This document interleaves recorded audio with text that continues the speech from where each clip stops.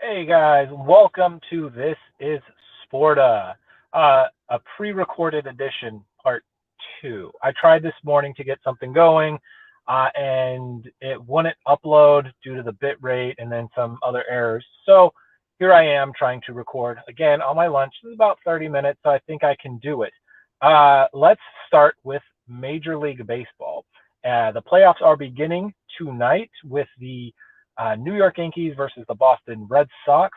But before we get into it, I want to get into a team that was recently eliminated from playoff contention in the Seattle Mariners. I live in Washington. I'm not a Mariners fan, but I do enjoy going to the games. They're cheap, they're fun. Live baseball is always better than TV baseball. I was at the final game, and it was a sellout crowd. They had a sellout Saturday, and they also had a sellout on Friday. It's sad because it took this long for people of Seattle to get out and support that team, a team that had been fighting since the very beginning of the season. This is a good young team. They play exciting baseball, and the fans didn't care until it mattered. And it hurts because I'm not even, like I said, I'm not a fan of the Mariners, but this team deserves better. Like, it's a cheap, good time. Take the family to the ball game, and yet you still couldn't make it out. And this team was in contention all year, but it took until the final three games for you guys to sell out, not including the COVID space, social distancing game, which I don't count those. If you can't sell 9,000 tickets, you're a fucking joke. Um, but yeah, it was sad because this team deserves better. Um, it was also Kyle Seager's last game as a Mariner, possibly, and that was one of the main reasons I got the tickets about a month ago. Um, because I like Kyle Seager. I think he's a great player. He has a team option of $20 million, and no one in their right mind thinks the Mariners are going to pick that up. So it was his last game as a Mariner, and it was emotional for the team and Kyle Seager himself, and you could see it in the tears in his eyes as he took his curtain call late in the game before they pulled him out. The stadium was going crazy, cheering him on. By far, one of my favorite Mariners of this current crop. Uh, really good guy. I hope he goes to another team, and I hope he has success in the future. But on to the teams that matter right now. Yankees Red Sox, that game is tonight. I do believe Yankees win this one-off game. So the Yankees would then go on to play the Rays, and Chicago White Sox play the Houston Astros. How this plays out in my mind, I think the Astros beat the Sox. I think the Rays beat the Yankees. I think the Astros beat the Rays, and we have the Astros in the World Series. On the NL side, I am very scared for my Dodgers because we are playing a team that has been hot in this playoff game, the St. Louis Cardinals. If it was a 7-game series, I'd be more inclined to be like, yeah, the Dodgers are going to win. But in a one-game knockout elimination style game, it's anyone's game, and the Cardinals have been playing ball better than anybody at the current moment. It's going to take a lot for the Dodgers to beat the Cardinals, and I have faith in them, but I wouldn't bet on it. But let's just say Dodgers win. Dodgers would then go on to play the Giants, who have had a pretty cool back and forth series throughout the season, but I do think the Dodgers move on. And the Braves will play the Brewers, and I think the Braves win. Meaning we would have a Dodgers Braves NLCS, and I think the Dodgers move on to the World Series, where we have a Dodgers Astros rematch from 2017. Again, it would be up in the air. I think Dodgers pitching is better, and I think that's what would win them this series this time around. But I'd probably say it's a good 55-45 split. The Astros could absolutely pull it off. I wouldn't be surprised. They are loaded on that team, and they're going to have to make some moves in the offseason, hopefully to keep Carlos Correa. But yeah, that's baseball. Hopefully, by the time you see this tonight, the game will either be playing or the game tomorrow. If you see this, because it is pre-recorded, it will be over. And I have made my call of the Yankees beating the Sox.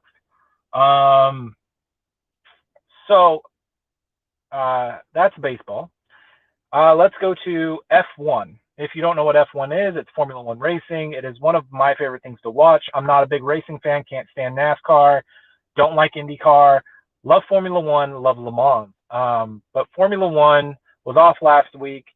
This week they are in Turkey, and I am rooting for Max Verstappen, who is my current, like, I like Lewis Hamilton, and he's been my favorite driver probably since like '08. I think he's great. But Max Verstappen is this young kid, comes about 2017 or so. Started rooting for him. I like his attitude. I think he's the future of F1 racing, along with Lando Norris and George Russell. So last week's race, not last week, 2 weeks ago, there was no race this past weekend. It was in Sochi, Russia. Lewis Hamilton won, giving him his 100th victory. That is huge. He's a centurion in F1, the only person to win 100 races. That it's big. And if you don't know who Lewis Hamilton is, look into him. He's a great guy on and off the track, and he's a great driver. He is the GOAT of Formula One racing, and he's still only in his 30s, which is so weird to say. He's a 7-time world champion, six or 7-time world champion. Drives for Mercedes, who year after year kills it in terms of their cars. So, but yes, Max Verstappen impressed me in Sochi. He took a grid penalty, and what that means is a starting position penalty. So instead of qualifying time-wise for pole position, first, second, third, fourth, he swapped out his engine and took a grid penalty all the way to last place. Well, that's huge because not very many people can race from where he did and where he did. He started in last place and finished second. Second from the last place 20 drivers, right? It's insane. That's how good this dude is. Like, Max Verstappen is awesome. He went from last place to second, and that's huge, not only in terms of what he did, but what it does. Going into that race, Max was leading the Drivers' Championship by a couple points, meaning Lewis Hamilton winning that race took home 25 points, I believe, putting him above Max Verstappen in terms of the standings.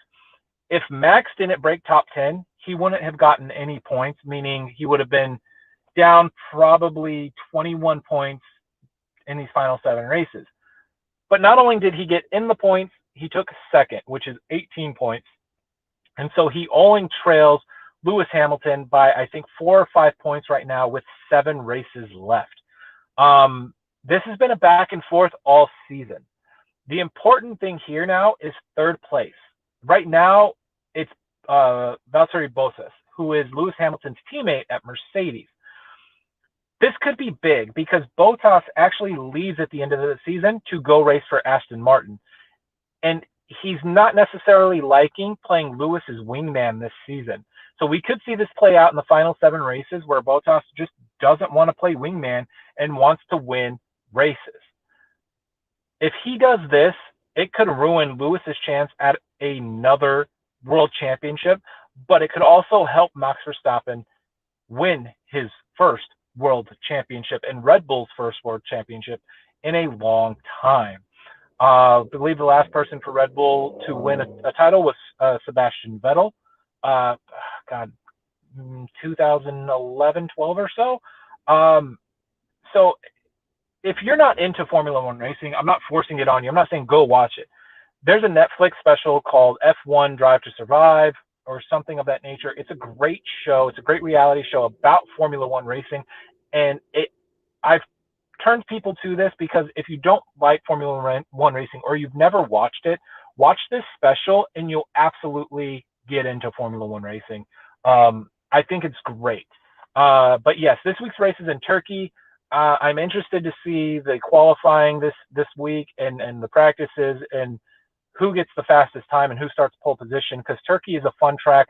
It's also a very difficult track to overtake people.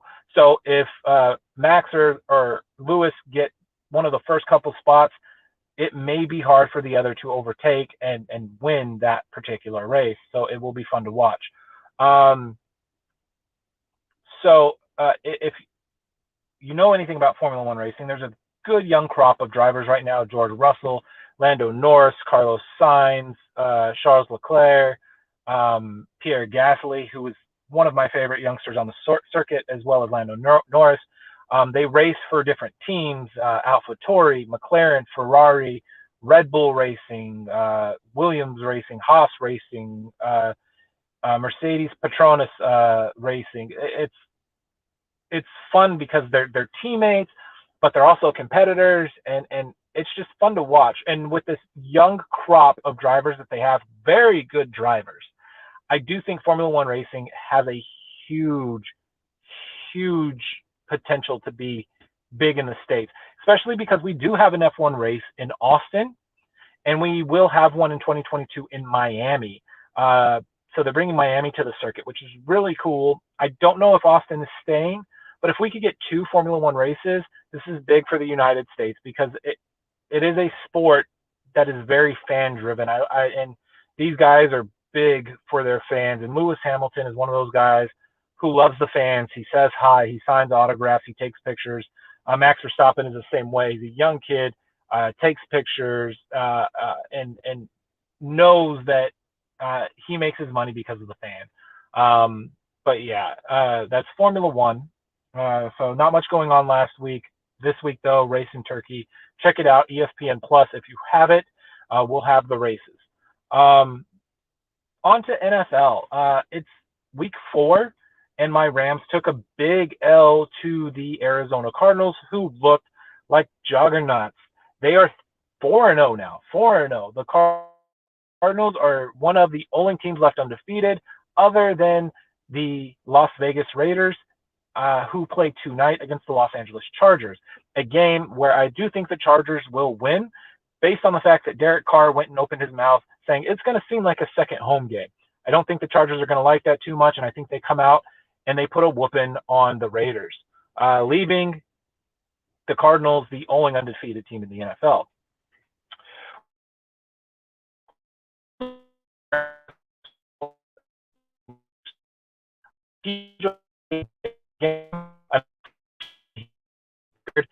But a night to forget for Tom Brady. It was not a great performance.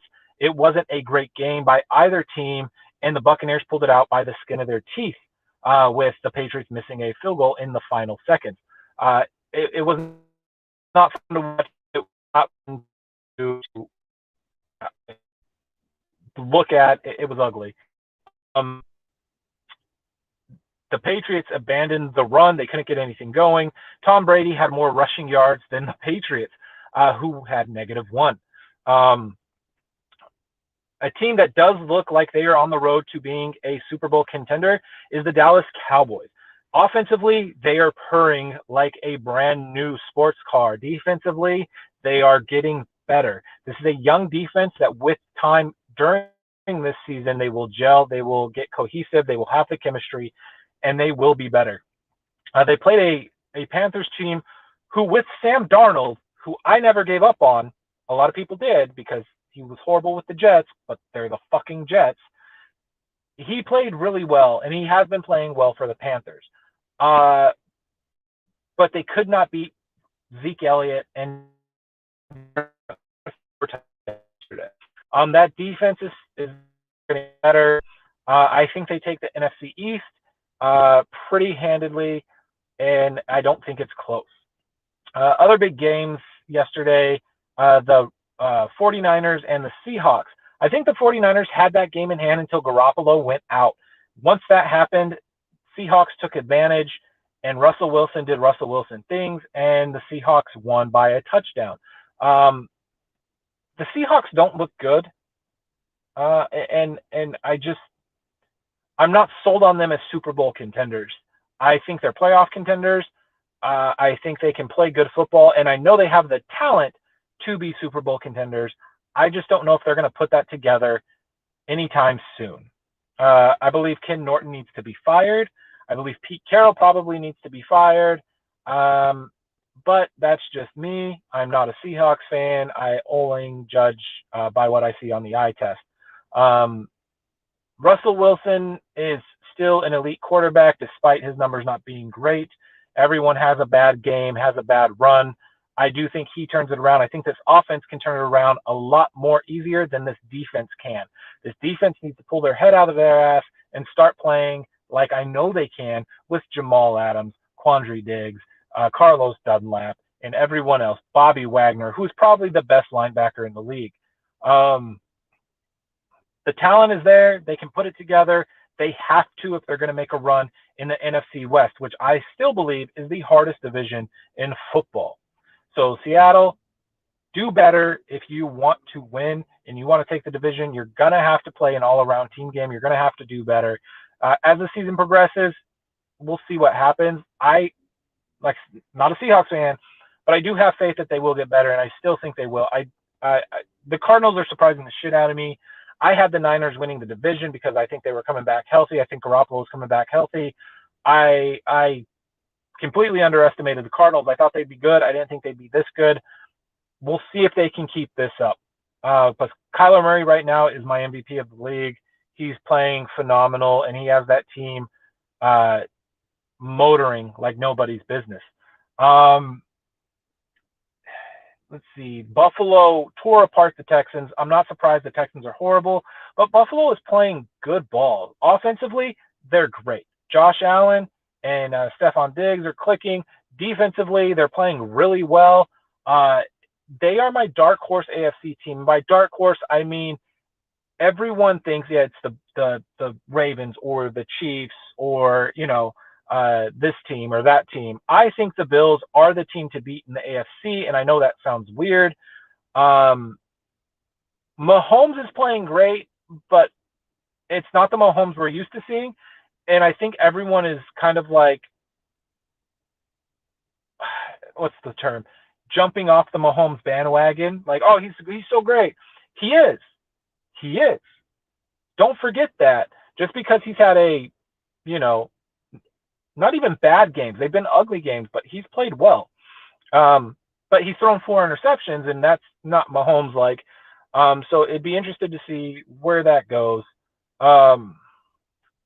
Again, I still think the Chiefs are the Super Bowl contenders in that conference. Although, like I said, the Bills are my dark horse. I do think the Bills can beat the Chiefs, and I think it would be a very good game.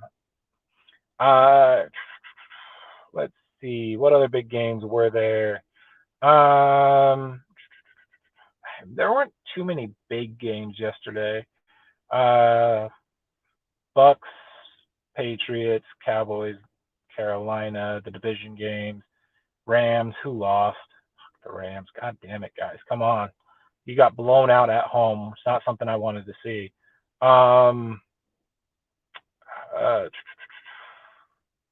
Let's go.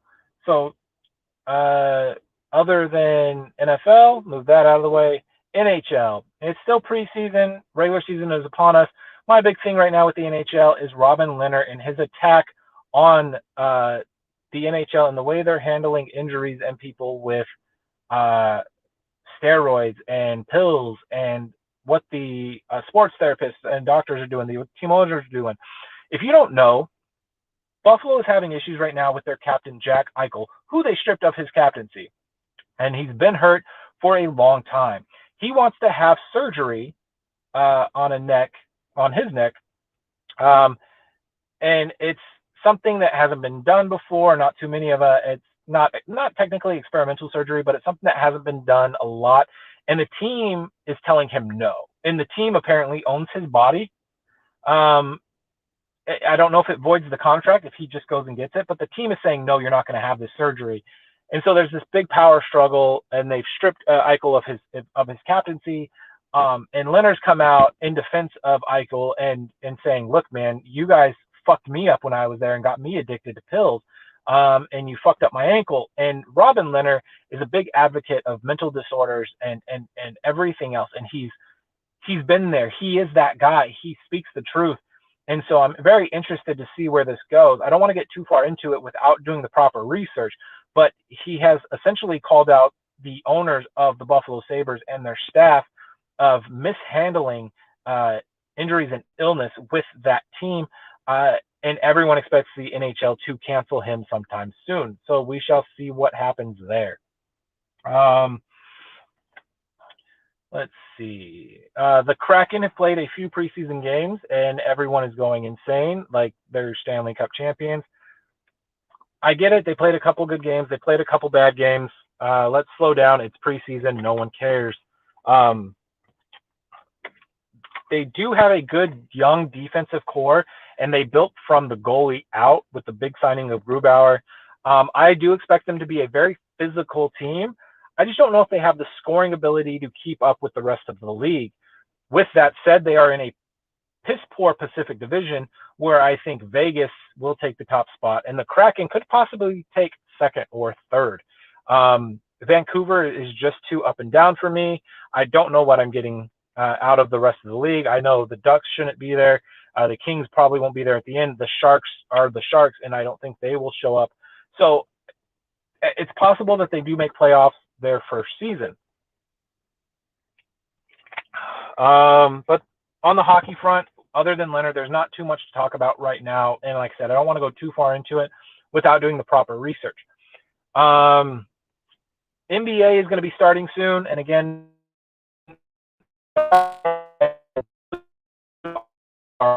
I like a team that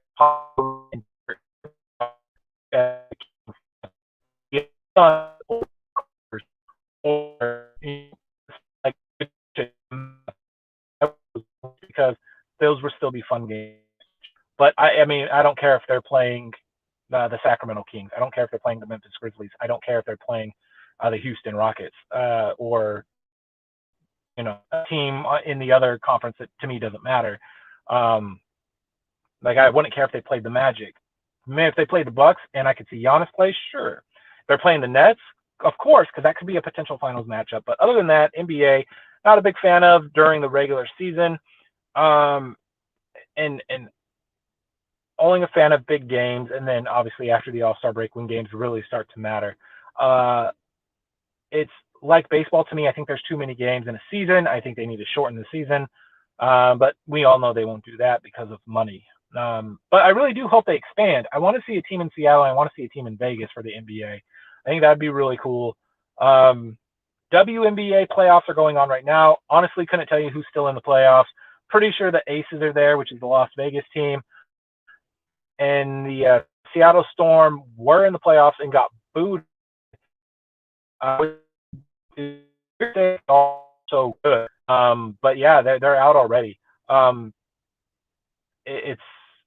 It's cool. It's cool.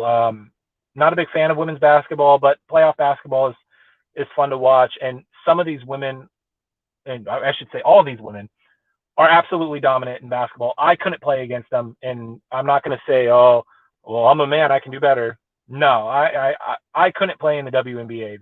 They're at that level for a reason. I'm making a podcast and working my job for a reason. They're extremely talented at what they do. If you've ever been to a WNBA game live, they are fun to watch. It's a lot like baseball. You go, you have a good time. You don't expect to see the dunks and the highlight passing, but it is fun and it is a good time. I do enjoy a Seattle Storm game once in a while, and you should support these women and what they do. If you get a chance to watch a game, the Las Vegas Aces and the Seattle Storm, I do recommend watching those two teams. And the Minnesota team too. I want to say it's the Lynx. Minnesota's team is really fun to watch as well. Soccer, football. EPL season is in full swing. Manchester United took a hit drawing against Everton, which is really sad considering the talent that Manchester United have. I think it comes down to strategy and formation, and for that reason, I do think Ole Gunnar Solskjaer, the Manchester United manager, needs to be removed and sacked from his position. There's no way you should have the talent that you have in Cristiano Ronaldo, Bruno Fernandes, Paul Pogba, Mason Greenwood, Anthony Martial, Marcus Rashford, David De Gea in net, Harry Maguire, Raphael Varane, Luke Shaw, and you should be drawing with a club like Everton or Aston Villa or whoever it is. You should be dominating most of these teams and having good fights with teams within the top six. To me, it's unacceptable. As a United fan, I want one of two things. I either want exciting football that may cause a loss or a dominant victory. After Sir Alex Ferguson left, we were stuck with David Moyes, who was garbage. Then came Louis van Gaal, who put us into a 3-5-2 formation, and we played really fun to watch football, but we didn't quite get the wins we wanted. Then Jose Mourinho came, and his tactics are very much park the bus, play defensive football, counterattack, and it's okay. And he did well for United, and I do think they kind of ousted him early. I think he deserved better. But what I want to see what Leeds are doing. I want to see attacking football. I want to see us pressuring all the time. I don't care if it's 0-0 or 0-4. I want us attacking, and I want us to play United football. I either want to see exciting football or I want to see wins. If you're going to play piss poor, park the bus, bullshit strategy football, get it to amount in wins and not draws and not losses. Because that's a fucking joke. To have the talent that they have and to draw is a fucking joke. Get it together, Ole. Get it together. Who would I put in his place? That's what I get asked a lot. I don't know. Antonio Conte, Zinedine Zidane is probably readily available. Allegri would probably take the job. There's probably a few others out there, big names, that you could probably pull and get the job done. In other big news, outside of the Premier League, Barcelona look like shit without Messi, which doesn't surprise me at all. Real Madrid look really solid. Karim Benzema looks like he's a world beater with the way he's scoring. PSG are having their struggles with Messi. I don't think they're a cohesive unit yet. I do think that'll come along in the season. But I think it's a little too late, and Kylian Mbappe is probably gone at the end of this season, barring an outstanding league campaign, a Champions League campaign. I think Kylian Mbappe is gone, and I think he heads to Real Madrid. Bayern Munich took a humiliating loss to a team that they should not have lost to, but it happens. And I do think they are Bayern. They will turn it around.